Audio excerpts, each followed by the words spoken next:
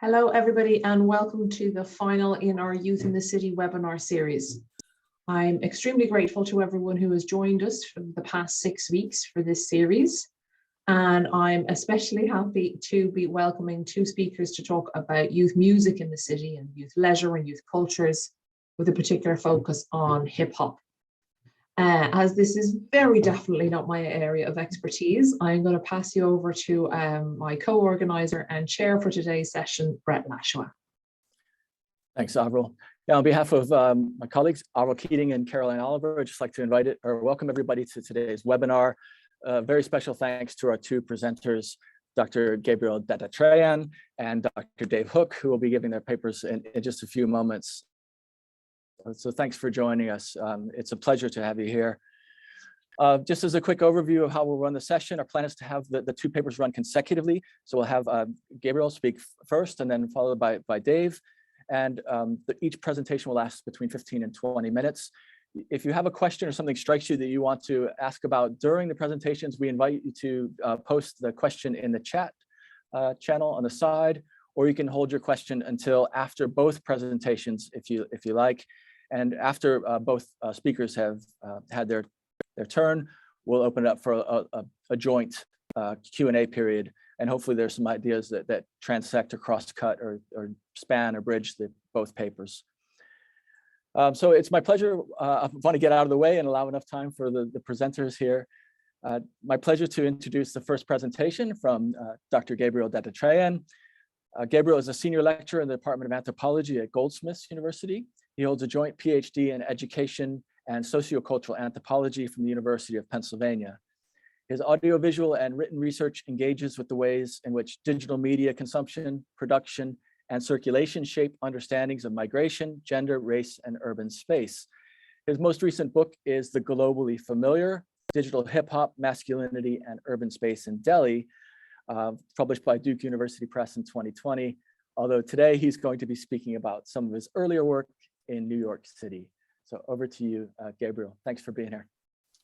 Thank you for having me. It's so great to be with you all. So I'm just going to start by giving a shout out to my comrades on the picket line at Goldsmiths, University of London. We just started our 15-day strike action yesterday to protest against the cutting of jobs, or the making redundant of colleagues in a couple of different departments, in English and in history. Normally I would have not been here in solidarity, but I just wanted to, also show my solidarity to this crew, to your learning community, and make sure that I'm here. So wanted to make sure we all knew, right, those things. So this talk is something that comes out of a chapter I wrote for a collective volume that I think should be coming out next year, organized by Quentin Williams out of Cape Town and Jaspal Singh out of Cardiff, but based at Open University, called Hiphopography, right? So it's kind of coming back to this concept of hiphopography after many years and trying to enliven it in a 21st century context. So I'm just going to jump right into the talk. And again, if you're interested in anything that I'm talking about, there will be a written kind of version of it coming out soonish. So in the short talk that I'm going to present to you today, I draw from my experiences running rap and poetry workshops with court-involved youth in New York City before I entered the world of academia. So this was not an academic experience as a researcher. This was me as an educator doing hip hop pedagogy in court-involved spaces. And I want to use these experiences to illustrate the possibilities of hiphopography as an urban cartographic method, right? So a method of mapping that in particular maps relationships and distances produced by anti-Black state violence. So just to give you a brief understanding of hiphopography, in the late 1990s, historian and hip hop scholar James Spady coined the term to describe the kinds of biographical, ethnographic, and oral history approaches hip hop Black studies scholars utilize to challenge ideas of the researcher and the research binary implicit in traditional ethnography. In this talk, I mark the ways in which hiphopography can offer a critical and creative means to collaboratively study urban cartographies of marginalization and violence with young people through the production of sonic, visual, textual, and embodied forms of knowledge. These forms don't necessarily need to be consumed by scholarly or hip hop publics as art or evidence. Rather, the material that one could generate with young people foregrounds hip hop's artistic practice as a theoretically rich and relational engagement with the racialized conditions of possibility that define many of the young people, at least that I've worked with over the many years I've been doing this kind of work, live with. So this program that I worked for was called an Alternative to Incarceration program. It provided judges alternative sentencing options for young people that had been charged with nonviolent offenses. Programs like the one I worked were rationalized as cost-saving mechanisms for the state to justify their existence, right? So they basically got their funding by making this argument that they saved the state money, money that would have normally gone to jail someone, could be channeled and more effectively used through these programs. I was initially hired in this program as a part-time teacher, primarily to offer test preparation classes for young men and women in the program who are attempting to pass their general equivalency diploma. So it's in the US, something that counts as an equivalent to a high school diploma, and often something that you need in order to be able to access jobs in the job market. So during my time teaching in this program, I developed alternative and creative ways to engage participants. The rap workshop I narrate today being one example of an alternative pedagogy I was experimenting with, a pedagogy that I transformed into method when I began my doctoral studies and clarified my research interests and trajectory. So what I want to do today, right, is just zoom into one story that comes out of these workshops that I think illustrate the kinds of cartographic learning hiphopography as study offers. And what I'll do is I'll conclude by summing up a couple of the key takeaways from this short talk. So of all the young men and women who attended the poetry rapping workshops, Victor stood out. Not just because he had lyrical skills, but because of the thoughtfulness of his poetry, the way in which he weaved his experience into analysis, his analysis to create and play with words. Each week when he came to the workshop space, he would share bars that illustrated what it meant to live in Michael Bloomberg's New York as a young Black man. Raised in the South Bronx in a housing project, Victor saw and experienced firsthand the effects of zero tolerance policing, first developed and articulated under Mayor Rudolph Giuliani, and then NYC Police Commissioner William Bratton, and later perfected under Bloomberg and circulated around the world, right? This zero tolerance policy is actually something that shaped policing globally.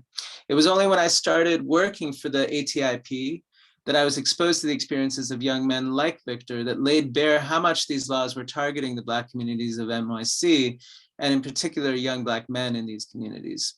The unevenness in which state violence was distributed was staggering. What I learned was staggering. There's stories that, like Victor shared with me, located particular geographies of the city, neighborhoods that were predominantly Black, working class, and there were the sites where large housing projects were created in the 1950s as sites of state violence, lack of opportunity, and degraded infrastructure.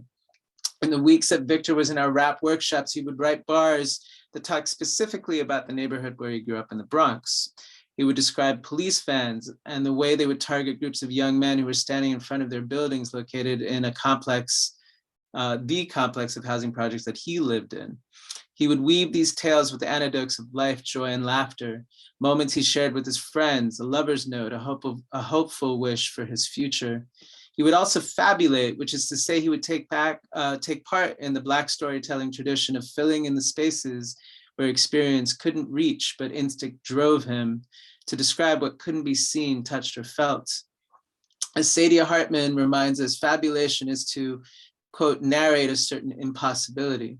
While Hartman speaks of the silence of the archives documenting transatlantic slavery and the modes of critical recovery necessary to animate Black life within them, I use fabulate here to think of the ways in which the poetics of hip hop can weave together moments unsaid or otherwise unexplored to create opportunities for shared study.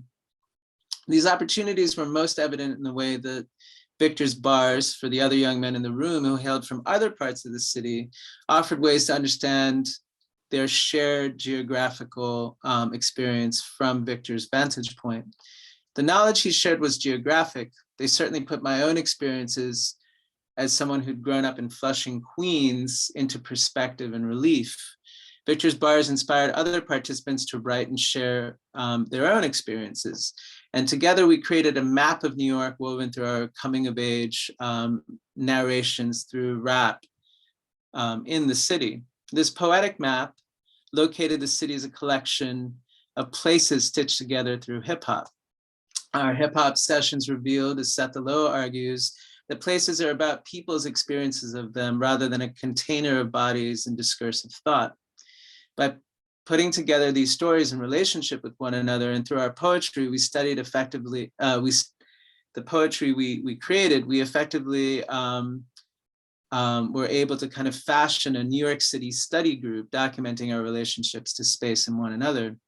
As the weeks went by and we got to know each other through these workshop sessions, they began, the participants here, right, began to ask questions about each other's respective stories through verse. Sometimes these questions were serious and they were very personal.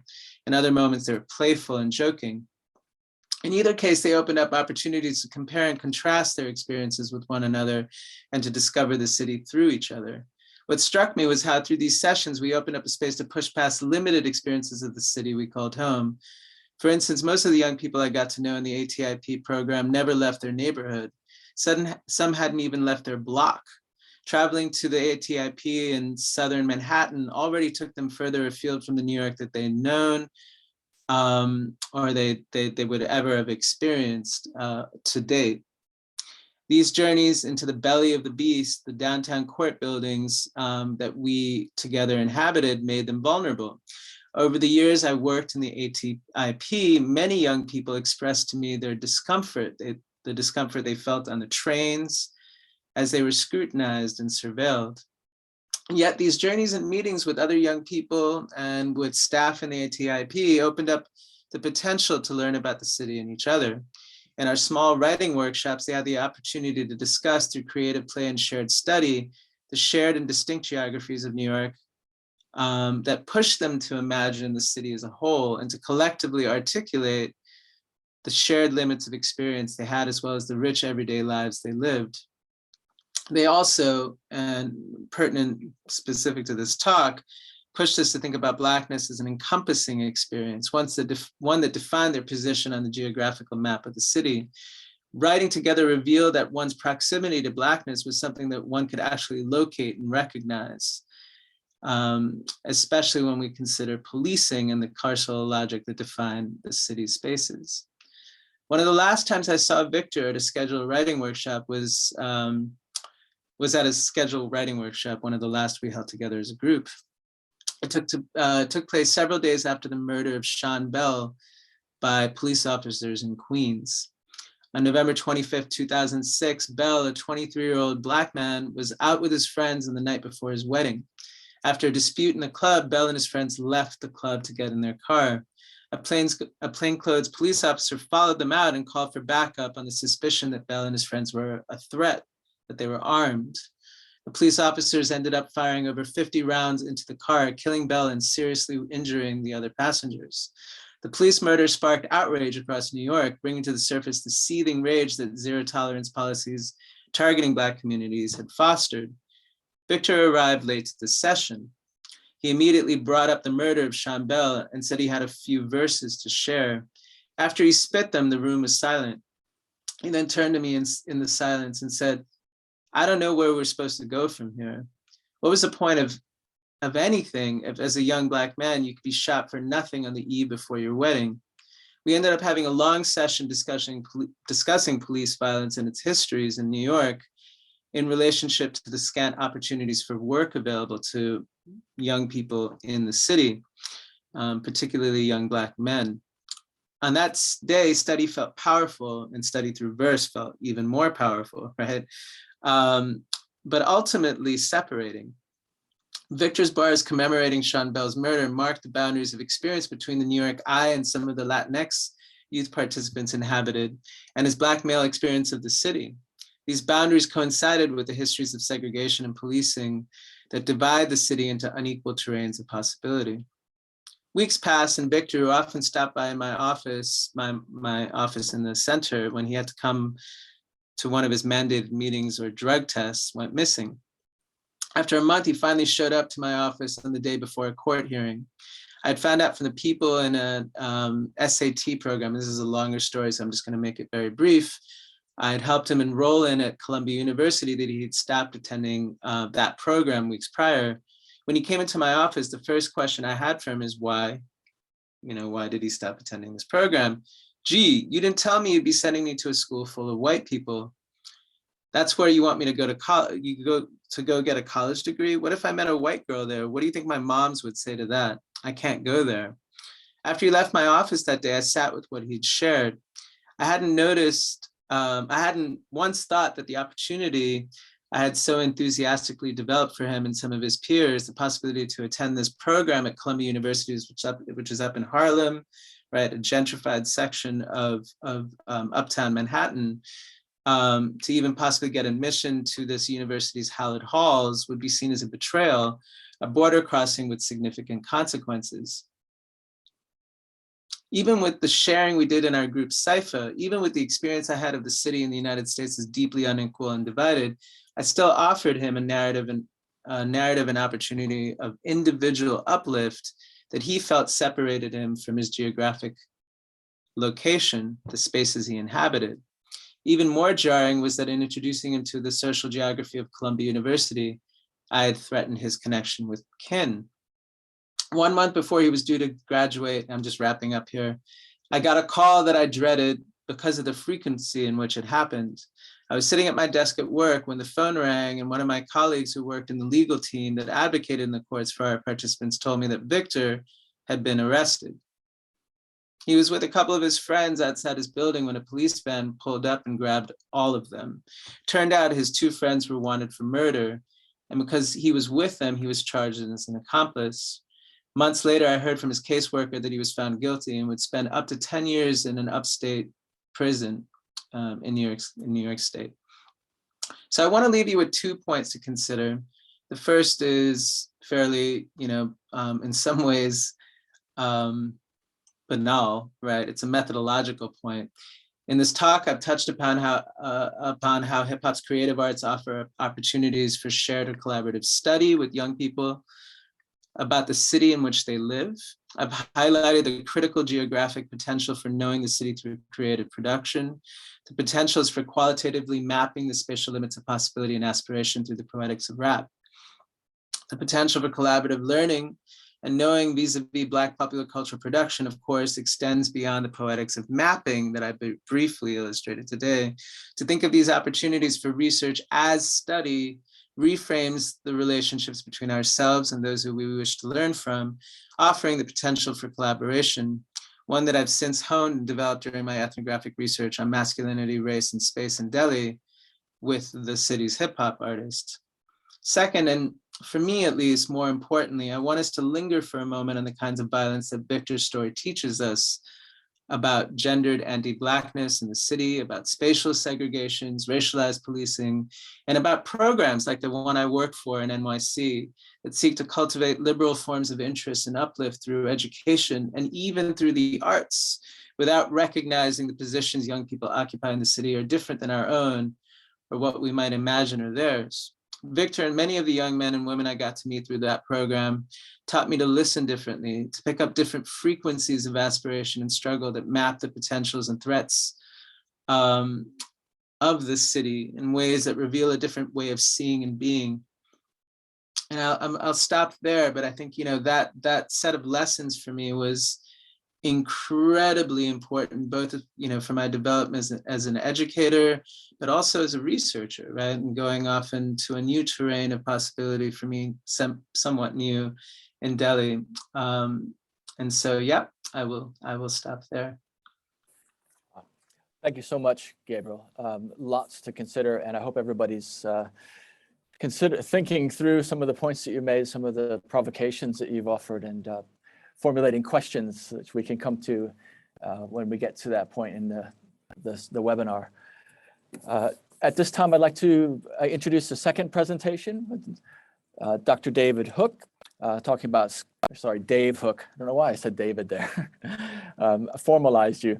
Talking about Scottish hip hop, challenging, interpreting, and remaking youth cultures. And just very briefly to give a quick overview of Dave's work. Dave's a lecturer in music at Edinburgh Napier University.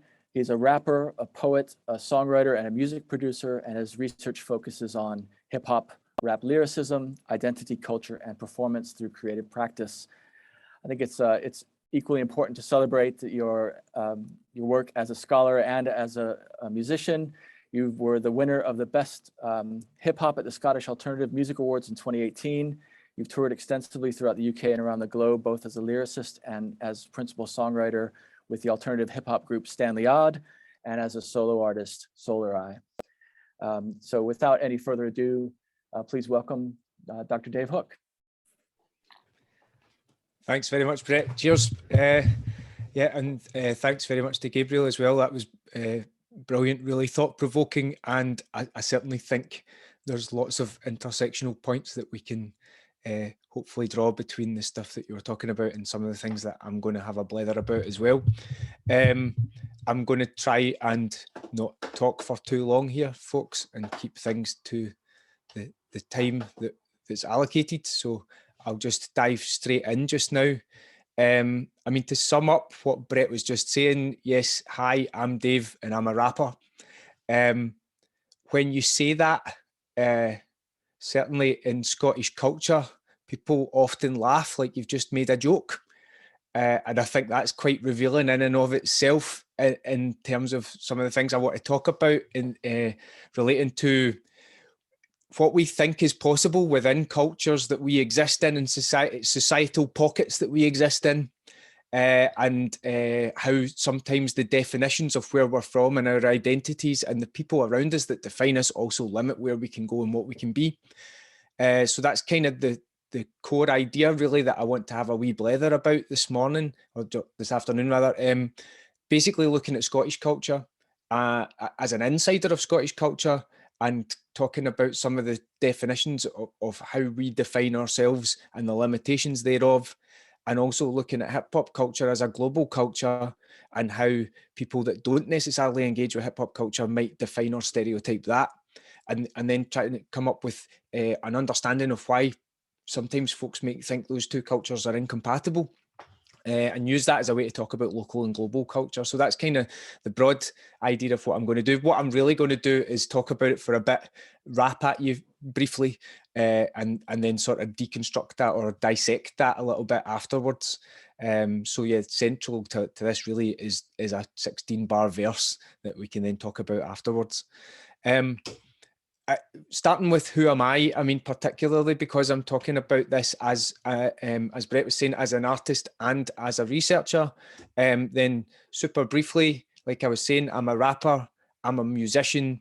A lot of what I do is writing, performing, recording, producing, releasing music. So I exist within that domain, or those multiple domains.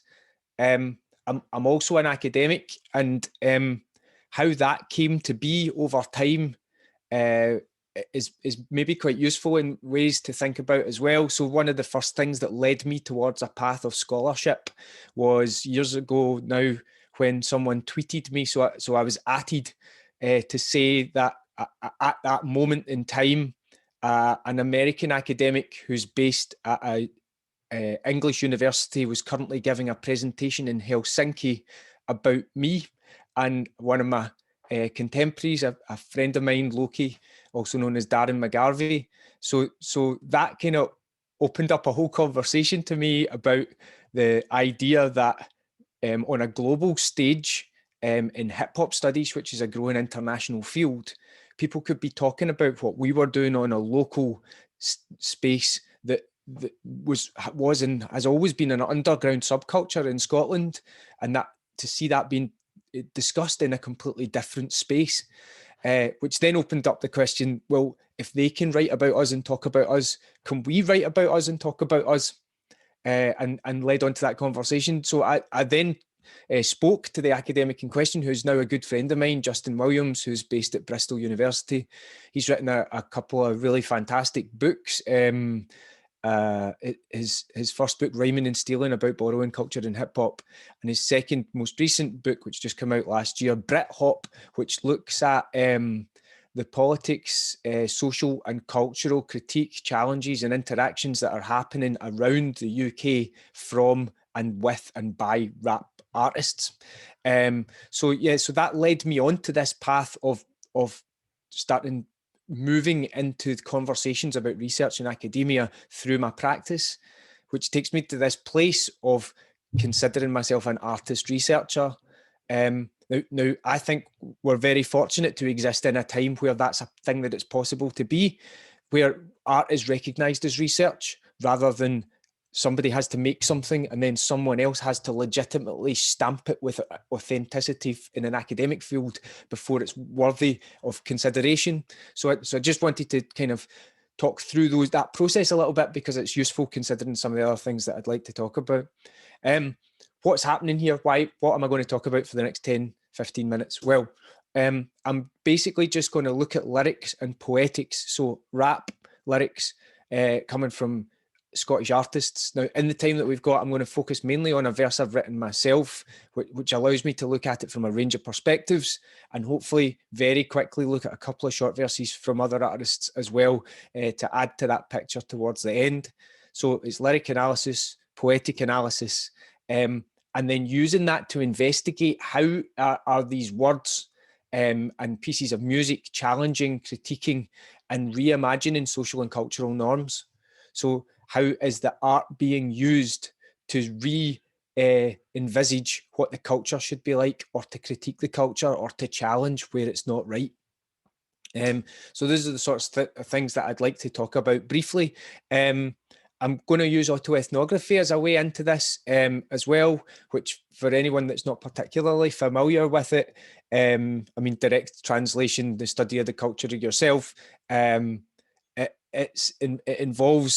it gives you the opportunity as an artist to use your own practice, as a practitioner, to use your own creative process and include that in a broader conversation. If we were to talk about it super flippantly, hip hop culture, from those looking in from the outside critically, maybe often describes it as rap lyrics can be described as self-centered, as narcissistic, as self-indulgent. To counter that, I decided to do a PhD in me. and then to address that, I decided to use an academic discipline, which has also been criticised for self-indulgence, narcissism, self-obsession through autoethnography. As I said, I'm being pretty flippant here, folks, but you then have to ask yourself why. And the reason that autoethnography is powerful, I think, for this is it gives you that opportunity to reinterrogate your own experiences, to revisit process, memory, actions and practice, and then from that try and derive broader understanding of stuff. And that's why I end up with this sort of mixed method approach, where it starts with autoethnography, looking at your own process, but we're also going to use poetic analysis. We'll use musicology to look at the music, sociology, culture studies to look at how it engages with culture and society and those sort of things. So that's a quick overview about the methodological approaches, really, and things to think about. Let's just dive straight in. So like I said, I'm going to do a quick rap here, because when have you ever known a rapper to miss the opportunity to rhyme at a captive audience? And I have you all here. To tell you again, if we start reflecting on this autoethnographically before I actually perform the bars, I wrote this piece specifically for many of the same sort of spaces and experiences that Gabriel was talking about. So I wrote this piece for, I do quite a lot of work in community projects, in prisons, in songwriting sessions, and with young people. And what I noticed after a while of doing that is that you need something right at the start of that relationship to prove why you're there. So the best way to prove why you're there is to do what you do, isn't it? And then to then show that the questions that everybody's asking in the room quite rightly are, why are you telling us this? What have you got to offer? So one way to address that quickly is to demonstrate what you do. So I wrote this to do that. One purpose of it was to demonstrate RAP credentials. So it adheres to one domain, which is Hip Hop Global Authentic Rulebook, right?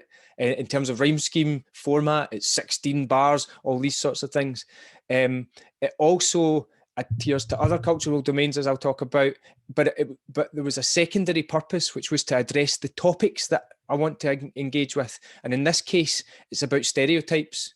So the purpose of the verse is to look at hip hop cultural stereotypes. What do people generally, particularly looking inward from the outside about hip hop culture, think that it's about, and how is it stereotyped? And then what are Scottish cultural stereotypes? Actually, as an insider in Scottish culture, what are some of the limitations, boundaries and borders created by us in our own culture that then limit us and reduce our movement, right? So these are the sorts of things trying to take place in this conversation. Now, boxes, limits, labels, all these sorts of things are necessary for our wee human brains, aren't they? It's how we make sense of the chaotic world around about us.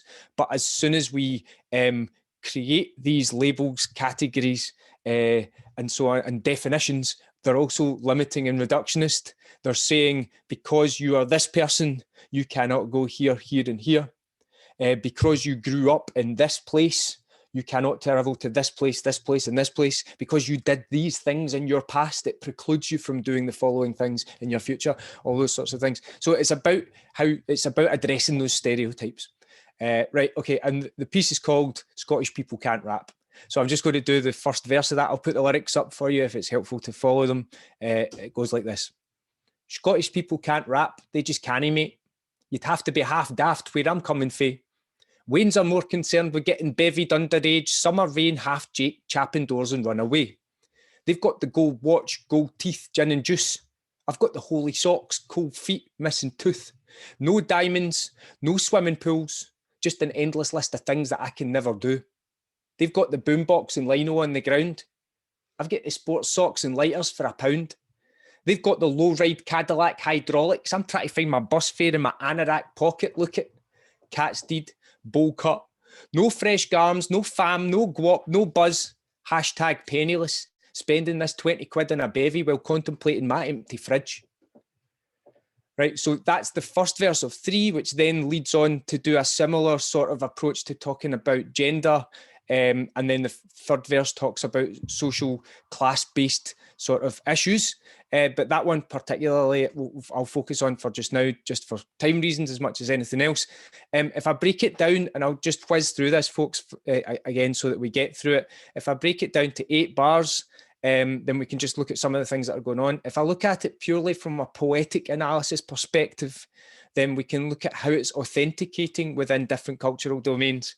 Okay, and colour in the rhyme scheme is really useful for this, isn't it? Because it visually represents the sonic repetition, another way of saying rhyme, right? We can see the patterns starting to appear when we look at it like that. Okay, and in doing so, like straight away, for example, you can see in the second line, the end rhyme there is a 3-syllable multisyllabic coming fae, which rhymes with underage underneath it, summer rain at the start of bar 4, and run away at the end of that bar. We can see internal rhyme schemes like gold watch, gold teeth, holy socks, cold feet.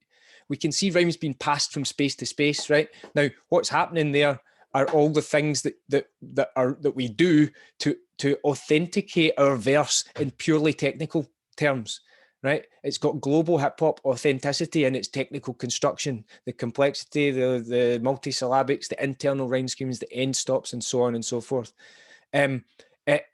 Sami Alim is one of my favourite scholars to look at this stuff, because he's done so much to legitimise hip hop and rap lyricism as art through demonstrating that you can use existing poetic tools of analysis to do it.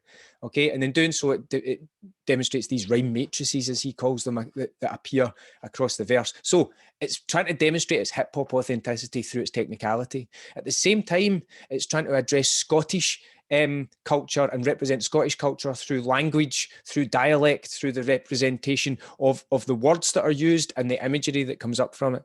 Now, again, just for time reasons, I'm going to just jump forward from that. So we're looking at, in terms of linguistic and poetic analysis, we can see what it's doing in terms of hip hop culture and in terms of Scottish culture. Okay. If we look at it in terms of semantic analysis, so the meaning, what's it saying in terms of its meaning, then the whole purpose of this entire verse is to set up these two types of stereotypes, isn't it? So if to take back line number 5 as an example there, gold watch, gold teeth, gin and juice, listing off stereotypes of sort of commercial hip hop imagery, followed by holy socks, cold feet, missing tooth. Again, stereotypes and limitations of working class Scottish experience. No diamonds, no swimming pools, flips back to the hip hop imagery again, and just an endless list of things that I can never do. Sort of sums up that whole idea of stereotypes limiting us and reducing where we can go. It also makes a critique of Scottish culture itself as an insider, of people within Scottish culture being sometimes guilty of self-policing ourselves and saying, you can only go to these places because you're from here, you cannot traverse to here, you cannot do these things, and so on and so forth, right? Okay, a few things just to think about in terms of what it's doing. The content reveals this constant provocation between the two expressed stereotypes. There's a total irony to it. The song's called Scottish People Can't Rap, and it's rapped. The first statement presupposes that just by doing the process of rapping, you prove the statement itself to be wrong. So it's almost like a form of self-ironic braggadocio, which is obviously a core element of hip hop. The braggadocious rap is a trope within rap lyricism. You're assuming that you say these things, but prove them not to be true by the way you deliver them and the content and all the rest of it. It sets up these different stereotypes. And there's obviously this dual meaning throughout, which gives us the opportunity to then discuss those concepts at workshops, in community practices, but also socially, culturally when we come across the art. Okay, right. I'm just going to whiz through 2 very quick extra examples and finish up. Hopefully, only have taken about 20 minutes of your time for this, folks. Another example I wanted to, and I'll touch on these and leave you to think about them. This is a rap by Loki, as I was saying, also known as Darren McGarvey, a phenomenal and really impactful artist in Scotland for the last 20 years, who wrote a book about 2 or 3 years ago called Poverty Safari, which won the Orwell Prize for Literature. And one thing I would like to make about that is that, for me, as phenomenal as the book that Darren wrote is, it didn't say anything he hadn't been saying for 15 years earlier as a rap artist. And that says a lot about cultural capital, because as soon as he changed the format he delivered it in, oh, you want it written in a book? There you go. It was then recognised by a cultural establishment that up until that point hadn't paid any attention to it. So I think that's a really interesting thing for us to consider about how culture is valued. This verse, super quickly: crashed a Vespa into the window of the Yes Bar and woke up on the Death Star. For anybody into metaphors, there you are. I'm away to throw a fucking tenner in the swear jar. Now, what is so powerful for me about that is, again, it crosses cultural domains. This verse here is about Scottish nationalism, right? Crashed a Vespa, an Italian-made moped that is a symbol of British modestness, right? So essentially, we're going to boil that down to a symbol of Britishness, into the window of the Yes Bar, which you would have to know is a pub in Glasgow that changed its name to the Yes Bar in 2014 in its support for Scottish independence, and woke up on the Death Star, an image of imperialism, right? So what he's saying in one little snappy stanza there is, crashed an image of British nationalism into an image of Scottish nationalism and woke up on a doomed imperial state, right? That's neither a pro-Scottish independence or a pro-union bar. It's a critique about polarising opinions and binary perspectives and not being able to see things from the other side as much as anything else. Then he breaks the fourth wall, aimed into metaphors. There you are, just to point out that was a metaphor. Okay. Again, just to round things off, because I've only got a minute or so to finish going over these things. Finally, this is a verse by a young rapper called Kieran Mack. And what's so powerful for this is that this is a young lyricist pushing at the boundaries, dancing along the fault lines, looking for the cracks and spaces where you can express yourself in spaces where you're not usually able to have that expression. And what I say about that is, this is a verse about masculinity. It's about a verse about emotional feeling and being able to express that in spaces where it's not always possible to do so. So to contextualise that super briefly, in wider Scottish culture, images of masculinity are consistently tied to drinking culture and violence. There's been more and more studies into this of late. Scottish men are also have the lowest life expectancy in Western Europe. So there's a load of things in terms of Scottish culture to do with health, masculinity, and the images of what it is to be a man. Now, in this verse, these little 4 bars, he says, I've grown up a bit, still a funny rubbered kid. Kieran Mack's receding bad and needs a hat to cover it. Grievance pass, I'm feeling sad, but being a man is tough, I guess. And in the end, we lost a friend. At least we're glad he's one we had. Now, we could spend a long time looking at this because it's such a complex verse in terms of the rhyme schemes. But just to look at it semantically again, he talks about growing up and pushing himself forward. Then he says, I'm still a funny rubbered kid. Now, rubbered being another word for drunk means that he's allowing himself to exist within this domain about moving forward, but still tying himself to the indicators of the culture. Kieran Mack's receding bad and needs a hat to cover it is laugh out loud funny, right? It makes you laugh semantically. Its meaning makes you laugh. The idea of him wearing a hat to cover a receding hairline. It also is euphonious, so it makes us laugh or smile because of the way it sounds. But he uses it to counterbalance the sucker punch of the third line. Grievance pass, I'm feeling sad, but being a man is tough, I guess. That one line, wrestling with the idea of bereavement, of losing people, of growing up, and of trying to find where you exist within all that. And it finally summarises with, in the end, we've lost a friend. At least we're glad he's one we had. So it finishes with that. It's better to have had these experiences and to feel this pain than not have had them in the first place. Okay, and we could look at the rhyme scheme colouring for this just to show the sort of complexity of what he's doing with rhyme schemes, but that's maybe for another day. So finally, I just want to really quickly summarise that, guys. In terms of what I'm hoping we see revealed in the different works here is a constant opportunity to challenge, reinterpret, re-envisage, reimagine and remake culture through engaging with it and subverting it whilst existing within those domains. And that's where hip hop culture challenges, parses, remakes. In hip hop is littered with this throughout the globe, right? So we see examples of this everywhere. These are just but a few. And it reveals the innovative ways that artists are challenging and redefining the world around them, the social relations that hip hop produces, and how it allows young people to challenge and redefine the community and culture around them. And I shall stop there. Wow, I'm absolutely floored by both presentations today. So thank you immensely for your contributions. We have yeah, Sarah, I echo that. Wow. We have plenty of time. We have almost 15 minutes for questions. You're welcome to post them into the chat channel, or if you would like to ask them, you're welcome to either put up your hand or turn on your microphone and just interject. And we have a good 15 minutes or so. Lots of overlap and lots of connections between the two presentations, although both incredibly different as well. Okay, could I start off? Or go ahead, Avril.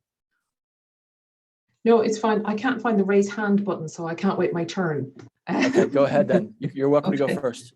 Thank you. And thank you to both of the speakers, actually. Gabriel, your findings resonated with some of my own work, but Dave's, yours didn't, because you take such an alternative approach to mine, such a different approach to mine. It was really inspiring to just think, oh, I could do this in a completely different way. I'm not going to take up rap, don't worry. I do have a question, because you focused in this, Dave, you focused in this presentation on the kind of the resistance to Scottishness as rap. But I'm wondering about if you ever get any pushback based on age or race, and how those don't entitle you to participate in this art form. So in what way, sorry, can you just clarify? Well, you talked sorry. about like Scottish people don't rap, but is it ever that you get pushback on, well, you're white, so really you can't be a rapper, Vanilla Ice, or on the basis, and please don't take offense here, but you're no longer a spring chicken, shall we say? So did you ever get, you know, informed by others that you're a little bit old to be doing this now? Well, I think these are both really valid questions, Avril. So thank you. Let me take them. Let me take the. Let's talk about my whiteness first. So I guess one of the things to be aware of is that Scotland is 96% white still. Okay, so that's a really interesting thing to consider in terms of like how culture informs it. Now, that percentage is more diverse in the cities, but it's still as a nation, it's still a hugely white culture. What's interesting for me about that is that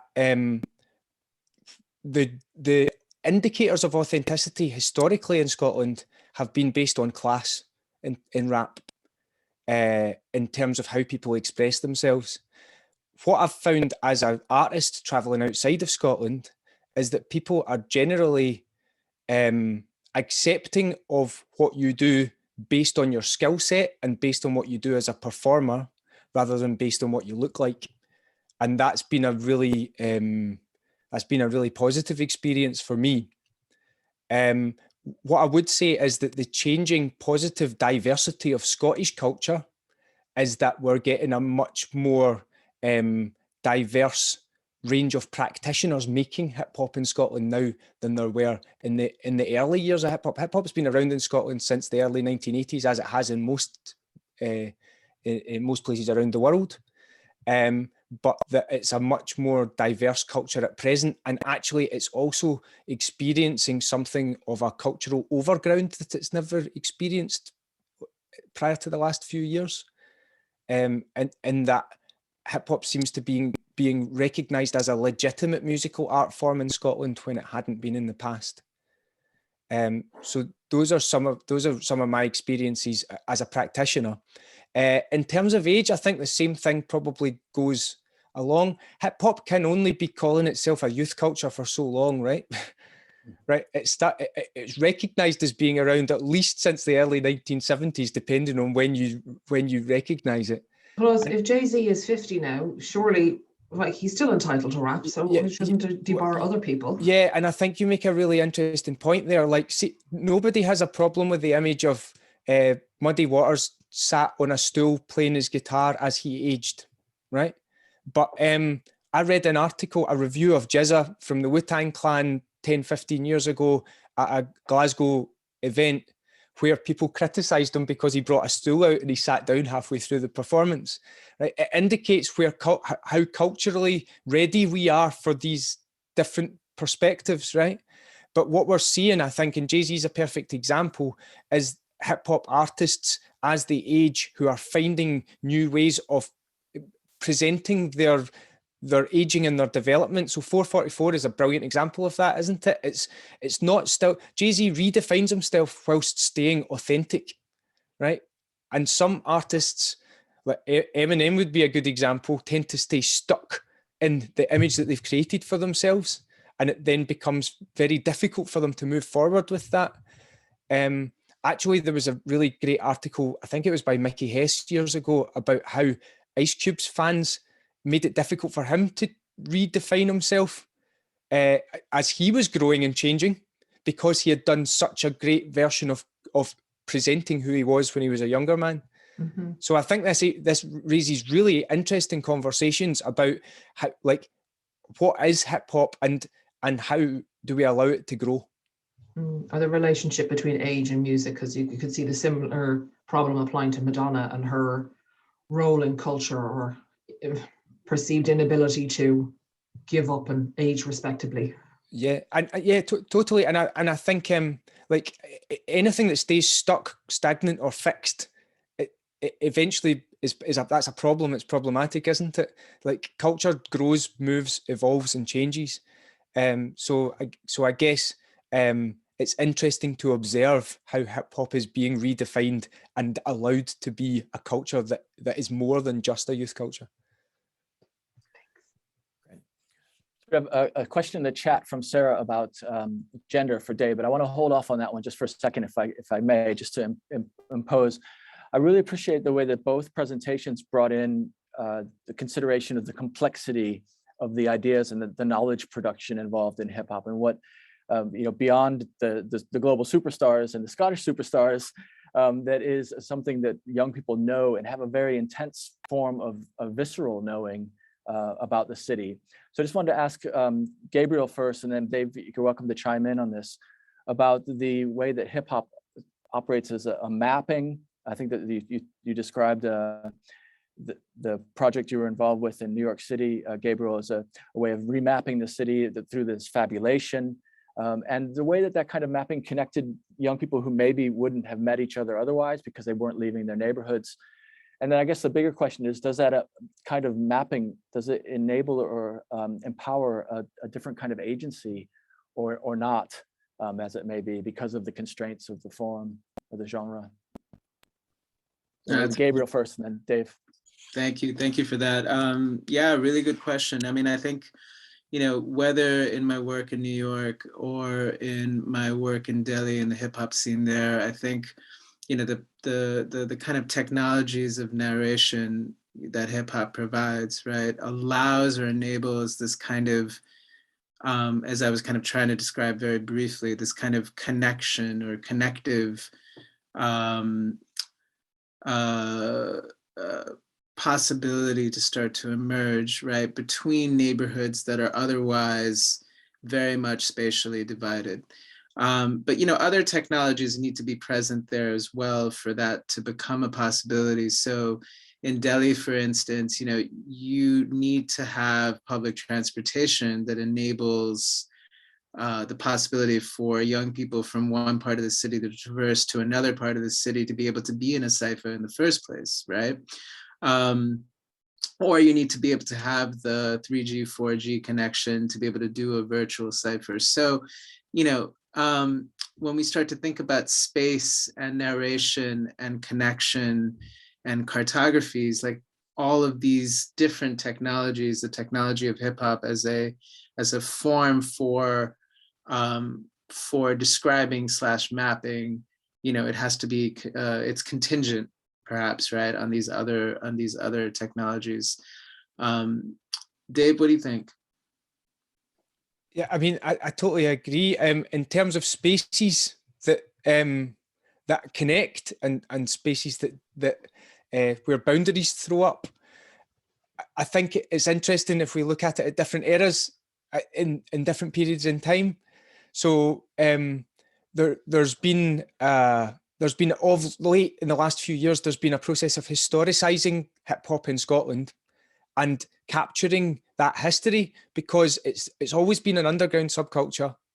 It's always lacked financial input, awareness from wider public, and so on and so forth, which means the keepers of that history are the practitioners and the fans, doesn't it? So if we don't catalogue and keep and share that history, now it disappears and it's gone. So what I've found from that's been interesting is looking at the history of it. So before my era of making hip hop, for example, the gatherings happened at one or two places in the cities where I'm talking about, so I'm thinking of like mid 1980s, where breakdance culture first came to the UK, and the plaza in the south side of Glasgow was the place that people converged from all over central Scotland to get together to breakdance. And so at that point, the physical spaces became really important in how people converged, came together and shared ideas. Digital spaces became really important for people to converge in the early 2000s, though. The first like sort of message boards and forums where people could connect became the next space that allowed people, especially because, and the term urban, I don't think particularly works. It's a catch-all, isn't it? I mean, again, I think a lot of the things I'm talking about are in no way just specific to Scotland, but speaking again specifically of Scotland, so much of Scotland is rural that the term extends beyond just what happens in the city centres. And that connectivity that the internet provided and people being able to get in touch there and share what they're doing was another boom of connectivity, I think. Right, thanks both. Just in the interest of moving along, we do have a few more minutes before the hour, and if anybody needs to go at 1, I understand.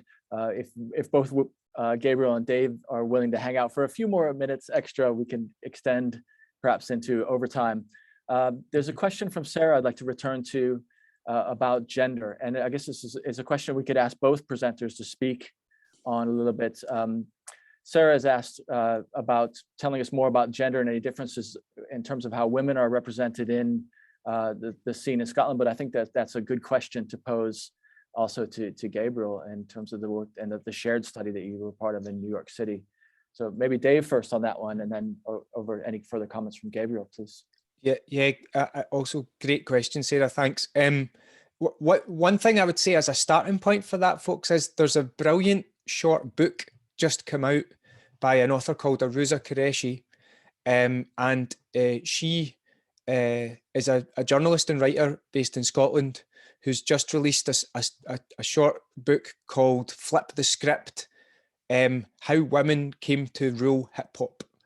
And that is a fascinating reflection on women in hip hop culture, and it also addresses sort of women's input in Scottish culture in hip hop.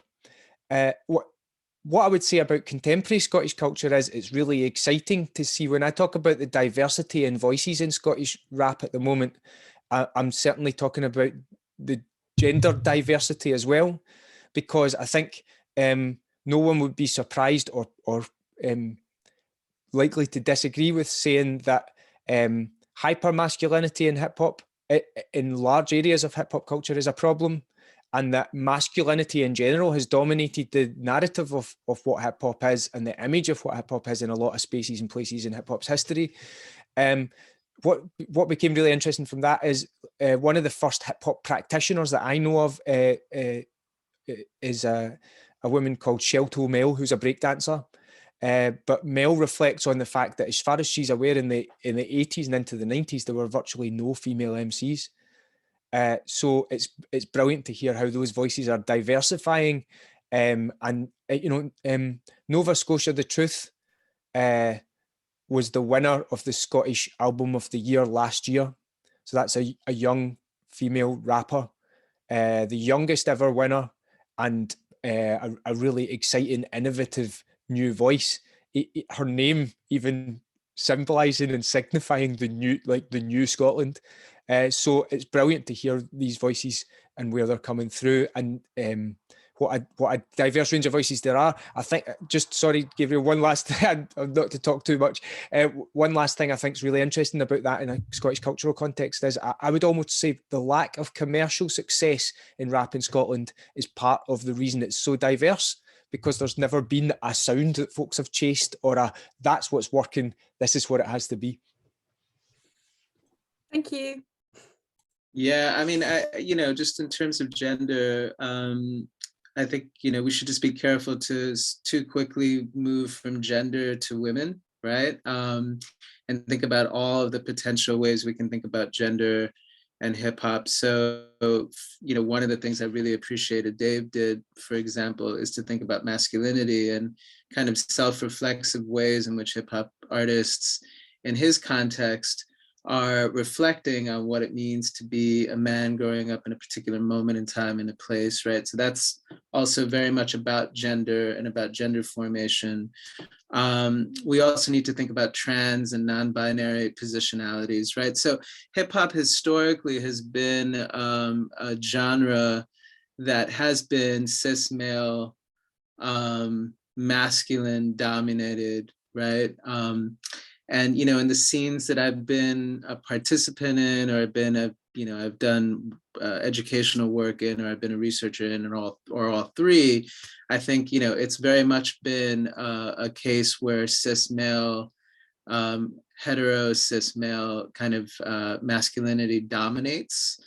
And so it's about, you know, kind of trying to think about the ways in which that gets disturbed or articulated, and then therefore disturbed through articulation by these male bodies, as well as to think about who else gets to be in the space, how they inhabit the space. So I can tell you, you know, New York in the early 2000s was a very dynamic space in terms of cyphers and you know, freestyle spaces in the city. It was probably one of the few cities at that moment in the country, and it has everything to do with, you know, hip hop's history in the city, where, you know, there were explicit trans voices, for example, being heard, or there were just kind of there was a broader range of kind of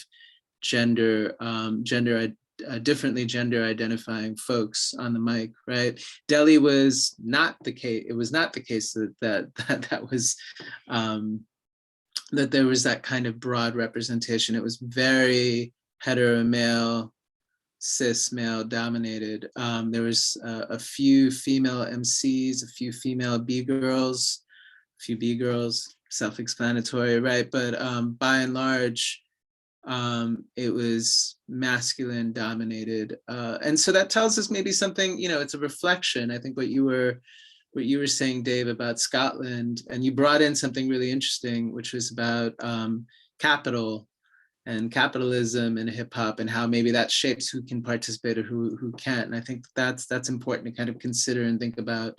But, you know, I think it's also, you know, the gender non-participation or participation, the broad kind of spectrum of who feels they can participate. It's also a reflection of, you know, the broader society in which something is taking place, right? So in India, and particularly in Delhi, which is a very, you know, in terms of public space, a very masculinist public or publics, right, that are connected through various in-person virtual spaces. Hip hop reflects that. Thanks. Thank you both. Really thoughtful and expansive responses to the question. There's another question in the chat channel from Medina, and it's for Dave, about your passion for hip hop and where it began, and how you link that back perhaps to your earlier experiences in education. I would suggest maybe, Dave, could you post a link in the chat to any of your publications that might help to answer that question from Medina? Since you've written autoethnographically about your experience in hip hop. We're 5 minutes past the hour, and I really appreciate everybody's extra time. I think just to sort of offer a couple of conclusion comments, and to just as a way of thanking both presenters again, really insightful presentations in different trajectories and different modes, thinking about what it is that hip hop allows us to think with and to think through the experiences of young people, creative practices, and city spaces in view of different kinds of the relationships that music brings us into. And both presentations remind me of the importance of, as Gabriel referred to as shared study, and Dave's experience as autoethnographic, a study of yourself within a culture, but the importance of listening, and listening as a way of knowing, and listening as a shared collaborative endeavor, where we have a duty and a responsibility to the young people that we may be listening to and listening with, and the ways that can change and challenge the ways that we think about our own research, and also change and challenge the ways that we think about what it means to be young, the racialized or the gendered or the nationalistic discourses that are part of the ways that we think about young people, and then also, of course, challenge the ways that we think about cities. So with that, not very accurate or encompassing closing remarks to some really fantastic papers that I know I'm going to be thinking about for at least the rest of today, if not for the next couple days for sure. So thank you both. Thanks, Dave. Thank you, Gabriel. It's been a pleasure to have you as part of a series, and a great way to end our Youth in the City webinar series. Very much appreciated. Thanks very much, folks. Total pleasure. Yeah.